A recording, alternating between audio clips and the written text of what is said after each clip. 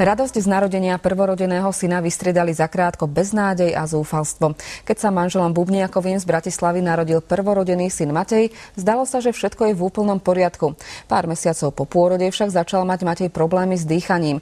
Jeho zdravotné komplikácie spôsobili, že dvojročný chlapček nevedel chodiť ani sa sám napiť. Rodina sa však nevzdala, skúsila všetko možné, aby dieťaťu pomohli, a ich snaženie sa vyplatilo.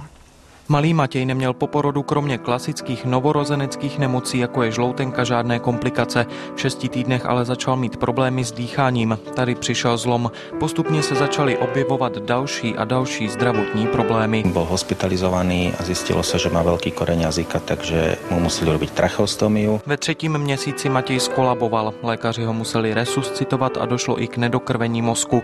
Výsledkem bylo, že malý Matěj byl ve vývoji pozadu, nedokázal chodit ani se sám napít. Rodiče se proto rozhodli využít služby rehabilitačního centra nedaleko Seredě. Bol zaradený do kostýmovej terapie. Kostýmová terapia je špecializovaná terapia, ktorá pomáhá navodeniu a spusteniu správnych pohybových vzorcov. Díky speciálnímu obleku získal Matěj jistotu a přestal se bát. Terapie mu pomohla i v jiných oblastech. Naučil se například i pít z flašky. Úspěchy se přitom dostavily jen za pár dní. Tady už vidíte, jaký pokrok udělal za pouhé 2 týdny. Oblek už vůbec nepotřebuje. Pojď, já si tě zoberiem. Pojď. Ty si bojovník, ty si... Rodiče neskrývají nadšení. Je totiž velká šance, že jejich jediný syn bude za čas normálně chodit.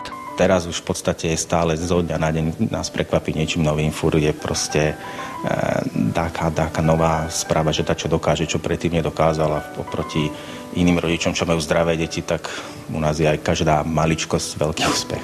David Mimra, televize Joj.